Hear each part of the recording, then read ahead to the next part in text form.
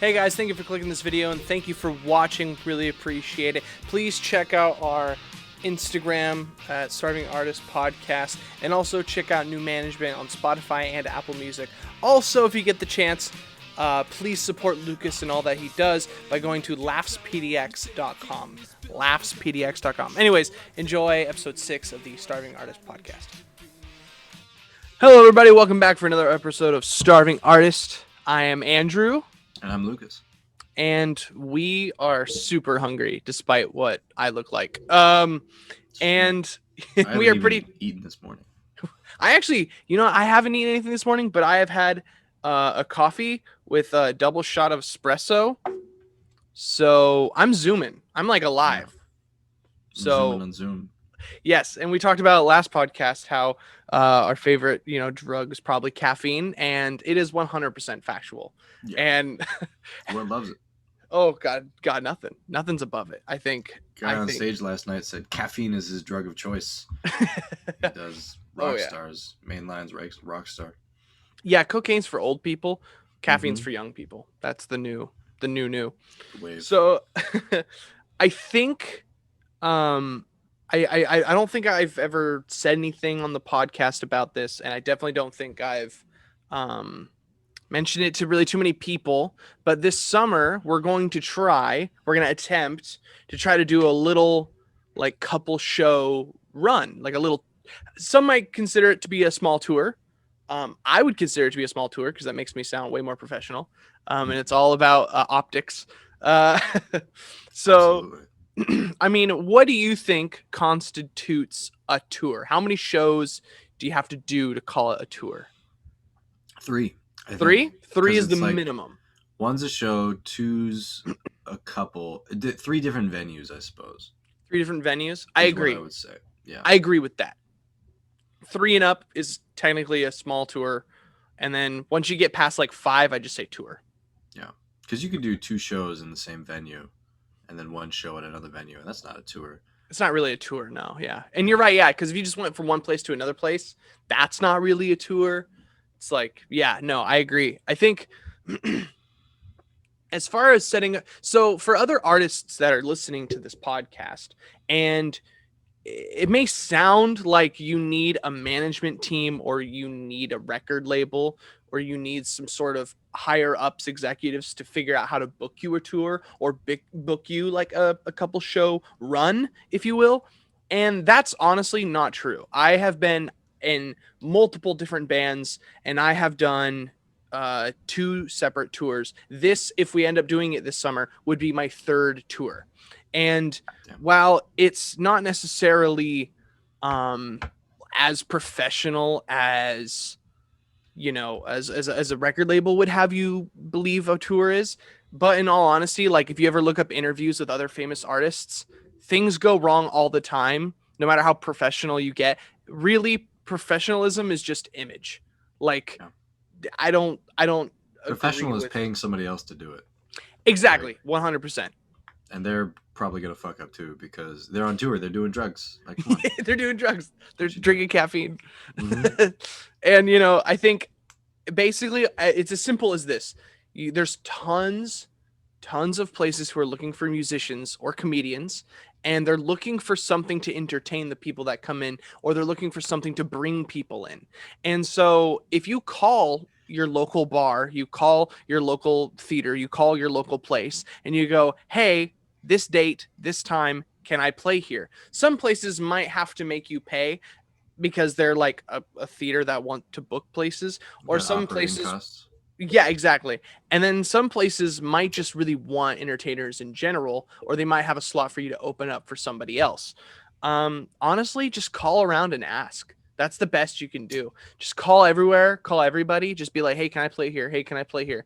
And then that's the first step. That's really all it takes, is honestly, because think of it this way: if you have a record label, they're just hiring a person to go call other people. Mm-hmm. Just hit the cold calls, man. Yeah. Sometimes it's awkward, but you gotta do it. I was like, I was walking around Beaverton, Oregon, yesterday, handing out flyers to like businesses, and it's kind of like the same thing, but not as big of a favor. It's like, hey, can you hang this for no reason? But like, if you have the confidence to go and ask, most people are like, yeah, we want to look like we're involved in the community and like doing fun events and stuff like that. So Yeah. it's just like having the confidence to talk to a stranger and act like you know what you're doing. Mm-hmm. Um, yeah, making the cold calls, that's hard. I mean, you have a lot of experience with that. When we talked about the little tour, you're like, cool, I'm just gonna start calling people, make it happen. I'm like, damn, Yeah. he's done this before. It's honestly like, and the best places to play are places that you either, and here's the thing, a tour can be super expensive. Let's just go with an example, right? We're going to try to do, let's say we're like in the summer, we're going to try to do a 3-show tour, and we're all doing it in Washington, but in 3 different cities that are hours apart. So basically your day looks like this: wake up, pack up, drive, get to the place, get to the venue, set up, go get something to eat, come back, perform, and then after you're done performing, you go to sleep, you go to bed, you take it easy. You're playing till late at night, you're tired, Yeah. you've been driving all day and then playing. And basically, if you wanted to talk about like, here's the cost of a tour, you're like, okay, well, we're gonna need food, we're gonna need gas, we're gonna need hotels, and some people like to bring, get merch and get other stuff and bring stuff. Some Cocaine people, budget. huh? Cocaine budget. Cocaine budget. Yeah. Got your soda budget. Actually, there is definitely a caffeine budget on tours, because you got to wake up and have coffee. You got to go to the venue, have an energy drink. At late at night, if you want to party or hang out with other people, you got to get another energy drink. Like, there is a lot to say about that. But a big thing is food wise. If you're gonna, you're on the road, so you're gonna go get fast food, or you're gonna go to restaurants, and it's like, okay, that's 15 to 20 bucks a meal at that point, and you're like, let's just round. We're gonna round up, but let's with tips and with other things, let's just say it's 20 bucks for a meal, and let's say it's 3 people and a band going. You're like, okay, 60 bucks a meal. You need to eat 3 times a day, and then you're like, okay, that's, what is that? I'm really bad at math. That's 60 bucks, 180 bucks a day for food. Mm-hmm. Basically, I mean, that's rounding. So you're probably saying, okay, 150 bucks a day for food. And that's probably pretty accurate if you're going to restaurants for 3 meals, and then for 3 people. And then you're going to go to 3 different days. So you're spending 450 bucks on food. You're probably going to spend the same amount in gas if you're driving, multiple vehicles with all your stuff. And then, if not more, depending on the distance. Yeah, depending on the distance. And then you're going, okay, so we're going to spend probably $100 a night on a hotel, and that's, 3 nights. So you're thinking, okay, we're going to need 3 hotel rooms. So you're spending 450 bucks, 450 bucks, and then 300 bucks. It's $1,200 for a 3-show tour. And most people, most bands, that's kind of unattainable, or like, you just can't do that. It's not feasible. Yeah. And as much fun as it would be to live that rock star lifestyle where you get, all this food and you get all this stuff and you don't got to worry about anything, saving up $1,200 and burning it just to fucking pretend you're, something you're really not, you're pretending you're not a starving artist. It's like, okay, I'm glad I got to feed the ego. But I don't think you're there. You know what I mean? I don't know. On the road, what would be your go-to food? Oh, that's tough. Burritos, probably. Burritos? We ate a burrito for breakfast this morning. So breakfast burrito? Yeah, definitely. No, like just regular burritos. Like meat, carne asada. I like lots of cheese in there. Oh, that's so good. Oh, man. You're talking to a hungry guy. You're talking to a hungry fat kid right now, and he's... Ooh, keep talking, Lucas. Keep talking. Yeah. Well, it's the perfect, like, tubular food. It's so portable. It's at its max mobility. Yeah. It's a great topological format for food, honestly. So burritos, that's my go-to. Oh, God. Fast food chain, muchas gracias, but probably I would eat a lot of Wendy's. That's what I imagine. It's called balling on a budget. You go to Wendy's and you get the 4 for $4. Yeah, I would buy 2 cheaply. 4 for $4s. Just 8 for 8.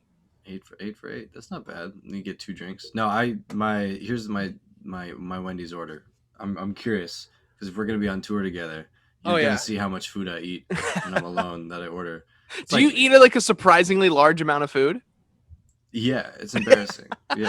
I'm like, I'm eating fast food. I'm gonna order like Chick-fil-A for a small family and eat all of it. Um, no, I'll order like I'll get a 4 for $4 and then I'll get two additional chicken sandwiches and then sometimes extra nuggets too. And then a Frosty also. And So then a Frosty. Can't go yeah, without the Frosty. it's like three sandwiches, a pile of nuggets, a drink, and a Frosty. The Frosty is important. I used to lie and say I had a Junior Frosty keychain because they would sell those keychains where you just get like and they never check because your keys are in your car. They're not going to be like, take your keys out of your car. Yeah, because you got to unhook it. And they're going to be like, okay. Yeah, so they just give you a Frosty. I don't do that anymore because I'm an honest stand-up trash food person. But I live like 50 feet from a Wendy's, so it's it's been part of my lifestyle. A Mod Pizza just opened up right next to me. Ooh, nice. And I'm a pizza lover. All right. Yeah. I'm a pizza lover. The Italian side of me loves pizza. Mm-hmm. And it's like, it's not even like, I don't even know if it's authentic Italian, but it's like, it's Mod Pizza, whatever. It's an excuse for me to eat more pizza is for me to say that. But I fucking love pizza. And now that there's a Mod in town, it's like, that's where all my money's about to go. Yes. Sorry, guys. Couldn't record another album. Couldn't do a tour because I had to go get more pizza. I was connecting with my roots. Yeah, I was put it as a tax credit, like finding where I came from. Yeah. I did a soul mission. Ancestral cultural research. Dude, no, Mod's good, dude. You can get just fucking whole roasted garlic cloves thrown on there. Oh, we gotta stop talking about food because I'm hungry, and this is...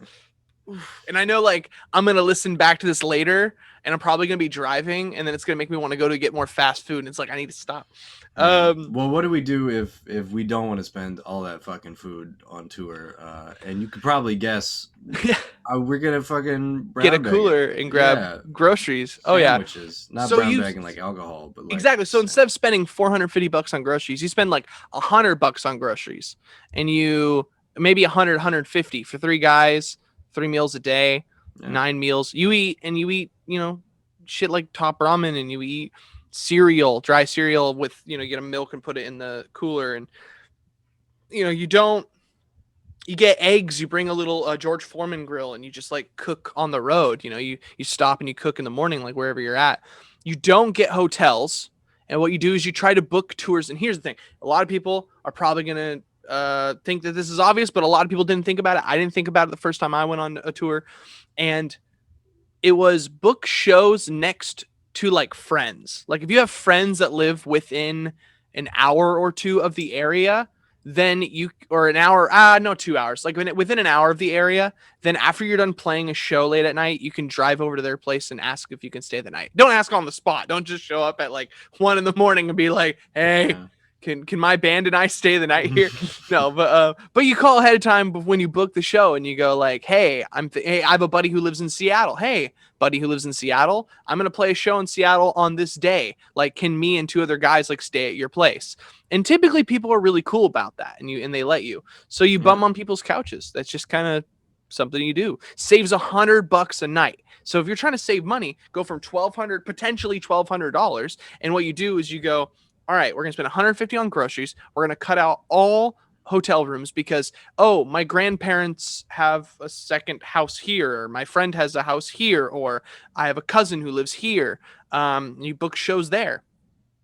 And then gas-wise, you really can't save money on gas. Gas is kind of a need. You try maybe to, if possible, you don't take 2 cars. If you take 1 car, that's like the best you can do.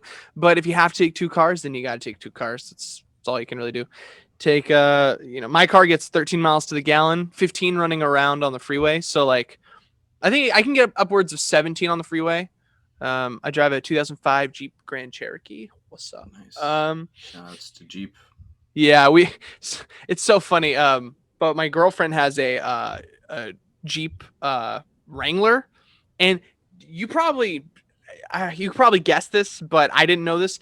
Turns out Jeep Wranglers have like a whole community of people who instantly when they see you own a Jeep, it's like we're best friends now. Like that's what we are. We have the same beliefs on everything because we drive the same car. And so you're driving Wrangler Bros. Wrangler Bros. And so you're driving and like you'll pass by another Wrangler and they'll wave at you.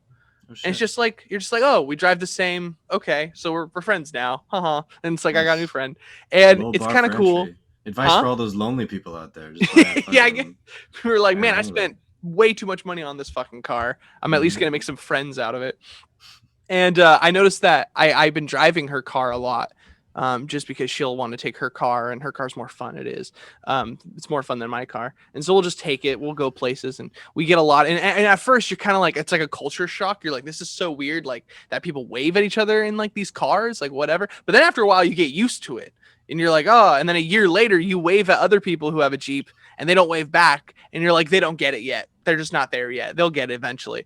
And then there is this Jeep Sport. It's a Cherokee Sport. It's not a Jeep Wrangler, but it was really lifted and had big tires, but it's not a Wrangler. Sorry, but you don't get the title Wrangler. And then drove past me, waved at me, and I was like, who does he think he is? He doesn't even have a Wrangler. He's like a wannabe Wrangler. He has his Shasta Wrangler. He's driving a Shasta Diet Mm-hmm. Wrangler, and he Like a thinks he's as knockoff. good as. And then I just realized, oh wow, this is a power trip, and I'm becoming a douchebag. So I told her I can't drive her car anymore. Oh, Yeah. imagine. Well, if you get it lifted, you could like wave down at all the other Wranglers too. She has 35-inch tires on her Jeep. She's like this Nice. 5'1.5", 125-pound girl, and she just freaking. I shouldn't say her weight online. She'll probably get really pissed about it, but she doesn't watch the show. She's unsupportive as hell, so I don't give a shit. Yeah. Kidding. But she then she hops in her freaking lifted ass. I think it has a 4-inch lift, and it's like a 35-inch tires, and it's like Just already did it. this thing's fucking huge. Yeah, it The like lift kit. yeah, no, it's insane. But yeah, anyways, sorry to go back to the main subject. Yeah, you don't stay in hotels. You try to drive cars to get better gas mileage, or drive as less cars if you don't, you don't have to. I did my first tour was with it was in a Ford Expedition, and it had 4 dudes, and we slept in the car. We just laid the seats down as much as possible and just slept in the car. And then Yeah. we made a gym membership uh, for Planet Fitness, which at the time was like $10 or $20, and you could have a guest. And so we just for 1 month made a subscription or whatever. No, I think we already had gym memberships, and we just went there, and we like took showers in the gym and then left. That's Yeah. all we did. So I mean, it was $40, and that got us through 3 different days of taking showers. Or if you stay at a person's house, they usually let you take showers there. So if you have to sleep in your car, that's an alternative. But those are all 3 different ways to save money. Food, hotel, and gas. And I think I did the budget, and we tried to play at places that were within like. We thought about it, and we were like, we don't want to drive longer than 3 hours in one day and then go play somewhere. Like we thought, like if we drove 4 hours in a day, we'd be exhausted. But if it's less than 3 hours, then we would still feel like we had enough energy. So the way we booked the tour, which we haven't really booked it yet, I'm still in the middle of figuring it out. But the idea that we have right now is that we'd probably spend about $200 in gas. If you figure $3 a gallon, which is where it's at now, and I hope it doesn't go up too much by summer, if at all. And if it stays at $3 a gallon, I get 15 miles to the gallon on my car. So it'd be about $150 in gas where we're driving. Upwards, like most it could possibly be is $200. Lowest it could be is 130. So I'm saying 150 is the most accurate. With my calculations, that's what I got. And so if we're taking 2 cars, then that would be probably around, let's say, total $300 on gas, and then 150 on food, and then that's everything. That's everything. So less than $500, and we can do a 3-show tour with 3 different people. And we're taking 2 cars, and technically it's like a band and a stand-up. Like if we did it that way. And I bring my big old Astro van. Yeah. Potential sleep in the back of that. Oh yeah, totally. Some We could stuff. sleep in the back of that. I think that gets about 12 to 15 miles per gallon too. Miles per gallon. Yeah. So I mean that probably on the freeway it probably gets about 15. Yeah, but if we don't want to sleep in it, I could take my Camry, which I get like 30 miles, which would be nicer for me. I thought about it and I was like, if me and Chandler sleep in my car, you can sleep in your Camry, Yeah, and then it would save you tons of money on gas. that's true. So we'll talk about it later. We'll figure it out when it gets closer to the date. I wanted to sleep with Chandler. Oh, he is a warm heater. You can sleep with Chandler. How about you get him one night, I get him one night, and then one night you and me get a night. Good. We'll split on weekends. We'll get a timeshare, Chandler timeshare. The timeshare Chandler. Oh god. No, but I think doing a tour yourself is possible. It is possible. You just got to have an act. You just got to make phone calls and you got to schedule it. It's all that. If you're decent at planning, you can do it. You don't need a management team. You don't need a record label. The facade of that is so great. When I was 16 years old and I was in bands and they told us like we can book you a tour, and then I was like looking into it because it was this battle of the bands, and they said if you won, you had a shot at being signed at a record label, you had a chance at recording an album, and then you had a chance at like going on this tour, and like basically if you got the record label, you could do all of those things. And then we looked into it, and like the album that you would do, obviously I can record everything myself now. So I've learned how to do that DIY. And maybe we'll have an episode in the future talking about like recording by yourself, and I can just give some of my recording tips. I'm not the best like recorder or producer in the world, but I do know my stuff. And then they were like, oh, and here's a tour we'll give you. And I looked at all the venues, and they're just like bars. Like they're just bars that have a little stage in the corner. And they're owned by some Joe Schmo that you can just call and be like, hey, Joe, can I play here Thursday night? And they're like, yeah, we have a slot open, 7:00. See you then. It's that simple. You don't need a record label. They put up this facade that like you can't do this if you don't have us, because obviously record labels are going out. It's all DIY now. So people need to be ahead of the curve and just keep doing it yourself, people. Yeah, man. Power to the people. But indie rock. Don't fuck with the label. Don't fuck with the label. And you know what? I gotta ask, because that's how, obviously, that's how I've done it in the past. And you got this lot gig that you're doing. I mean, that was obviously you set up that thing. And I want to hear about like the origin of that, and like how did you do that like yourself? Yeah, well, Brent and I set it up. Brent found the lot and was like, hey, this would be a cool place to do it. We did not have permission for the first 10 weeks. We just went and we're like, well, if the police show up, we'll be like, we can leave quick. Please let us do that. We can pack up real quick. Yeah, because we had a smaller setup at the time, and we were like just stacking shit up on chairs. So at the end of 10 weeks, the people who owned the lot finally came, and they were like, what the fuck's going on? And we were like, hey, we've been doing this. We've been here this long. Here's our information. Call us. And they were like, yeah, you got to leave. But Brent was like, one more. And they were like, okay, one more. Just the tip? Yeah, just the one. No, there were no tips in that lot. Comedians are fucking stingy. I would say that. Or just broke. One of the Probably both. Yeah. But then we got the news story going, and then they were like, yeah, you can do it here. Well, we weren't going to kick you out. We're not the big bad corporation that was going to stop independent comedy in Portland. Yeah. Now that you're a D-list celebrity, it's like, exactly, you can pull your strings. Yes, those are all of our strings. But now it's way easier to find venues because, like you said, we're cold calling places, and we're like, hey, we're featured on KGW8. Here's our news story. Do you want to work with us? And we've had like basically like 100% hit ratio. Like people come out. It's a matter of having the credentials, sounding like what you're talking about. In music, I don't know how often they're like, yeah, I want to hear what you're gonna play, but it's not often that they're like, yeah, I want to hear some of your jokes. It's just like, do you know your numbers? Do you know like what it sounds like? Are you organized time wise? Do you have dates for them, like to suggest? Like it's a matter of having that professionalism, like you said, being organized going into it.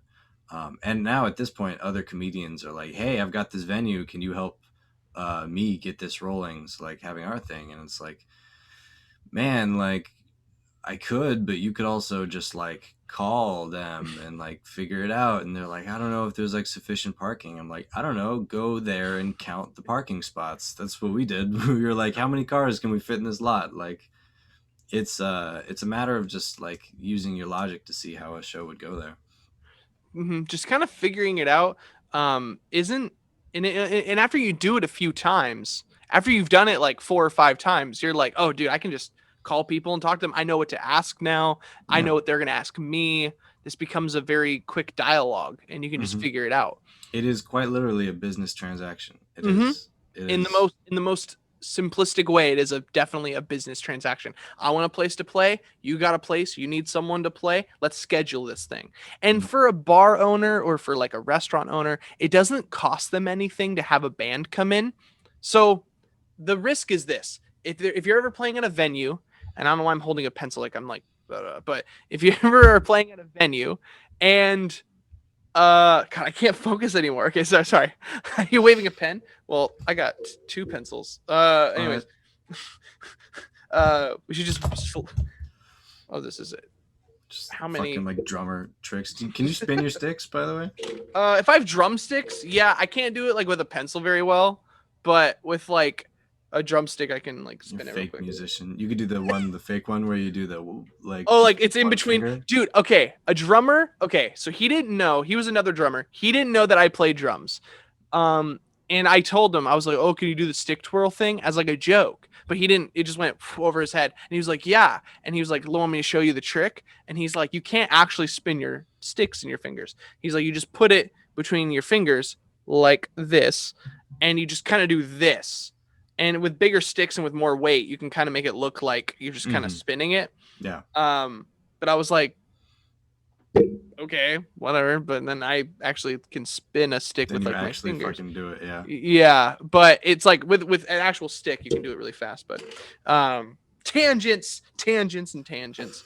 More Pen coffee, more spinning. This is tangents. all the time in class spent doing nothing. Can't Dude, do I it. knew a guy in freshman year, sophomore year, where he could do that thing with a pen and like spin it, like you flick it and it like Yeah, like. spins. Hmm. Yeah, that guy got laid so many times from that. Just like look at this, and everybody's like, "Oh, that's so cool. We should hang out." And he's like, Yeah. "Yeah, yeah, let's just." The Um, girls are like, you flick pretty good. Again. it might also have helped that he was like 6'4", super jacked, and I think he had like a second-degree black belt in Taekwondo. So, but he Mm, could. But that was the main. That was what that drew them was in, you it. Was the pen flipping that know. that's what did it. Brought it home. No, but I think one of the times when I was in high school, there and actually this I still live in the same town because pop punk kids don't ever move away. They just sing No. about it all the time. But Hmm. there's this park that we have in my town, Richfield, and it's called Outlook Park, and it's basically just a stage. Like it's really weird. I if I have photos of it, I'll put it up here, but I probably won't because a lot of whatever. But it's basically like a stage. It's like 2 feet off the ground, and then there's a big a concrete slab of where people can stand. It's got like a thing behind it, so it definitely looks like a stage. And they have events there all the time where like they have bands come in or they do other things. And so I just went to the city of Richfield. I just went to the downtown office and I just said, hey, on this like can I like rent that out and like use it as like a show as a venue. I want to play a concert for my band. I was 16, by the way. And they're like, yeah, what day do you want to do it? And we're like, this day. And they're like, yep, we don't got anything going on, sure. And I was like, does it cost money? They're like, no, just go play. I was like, oh, okay. And so I called up a couple local bands. There was like 3 or 4 bands there, and I just came up with an order of who's going to play first, which bands and artists get really upset if they have to open for other bands, but that's a whole nother story. Pussies. Yeah, and you Take your just kind of stage time, honestly. yeah, and I said this. I was like, everybody gets to play for 30 minutes. Doesn't matter if you're the opener or the closer. We'll just have 4 different bands play 30 minutes. Yeah. None of us are really known. This is just hometown. But my band gets to close because I'm the one setting everything up. Hmm. So I get to close. And then I personally picked the next best band to go right before us on purpose. And then I kind of was like, okay, but for the other 2 bands, like flip a coin. And they literally did it on the day of the show. They showed up, flipped a coin, and then they were like heads or tails, and they went tails. The other guy, oh, it was heads. The other guy gets to go. He gets to pick if he wants to open or go second. He was like, I want to go second. And the guy who did first was like pissed off about it. And it's like, dude, Like fucking coin. get mad at yeah, no, it's so stupid. And then but But anyways, we just called local bands, said, "Do you want to play?" Of course they wanted to play because everybody wants to perform everywhere all the time. And so we just set up um a thing where it's like we just got to play at the park. And I don't even think we promoted it all that much. I think we posted it on Facebook. We told friends of friends, and those people hopefully told people. But we ended up getting like 50 people to show up in town, and That's people will great. hear music and just come over and check it out. And Yeah. so we got some people to show up and we got to play, and it was really fun.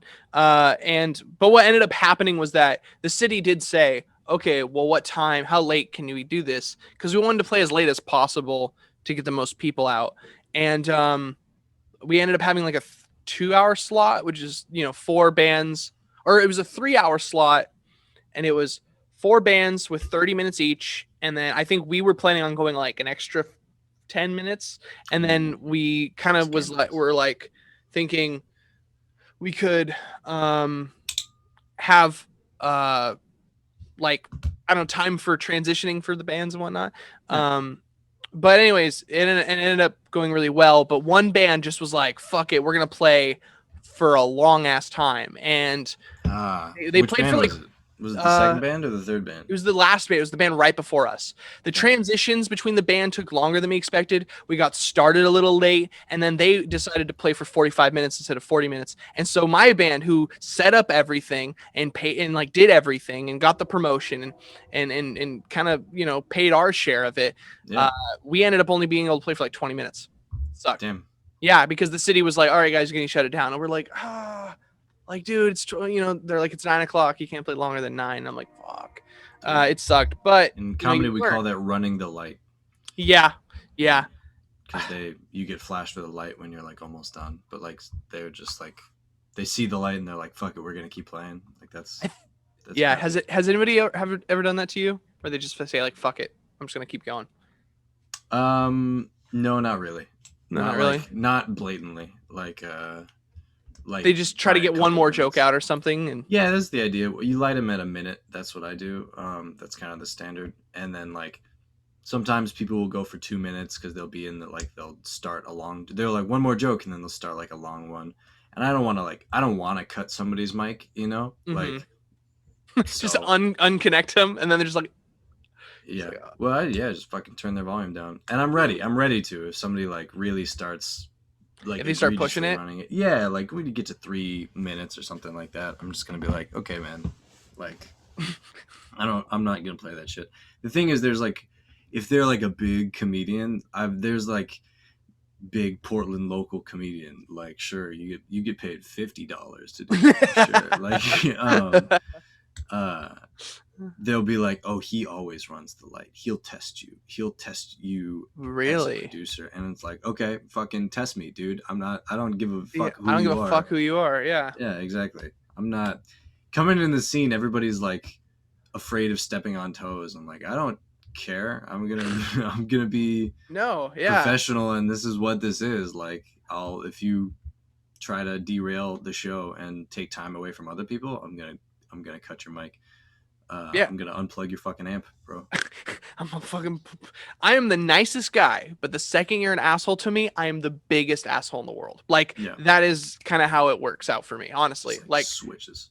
and it is specifically not like professionally or anything, but specifically in like, I don't want to say show business, but like in an entertainment, in the starving artist scene, other artists, they need a spot, they want to do something. Hey, you want to work on something together? You need someone to produce you music for cheap? Hells yeah, dude, I'm your guy. I'll help you with all this stuff.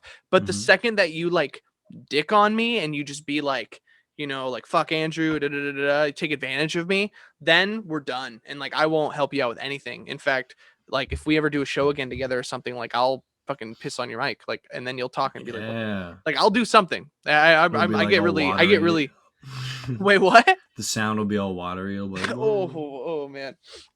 Yeah. I think doing a show yourself is possible. It just takes some organization, and after you do it a few times, it's totally doable. I think the message of the day should be what would you think the message of the day is today?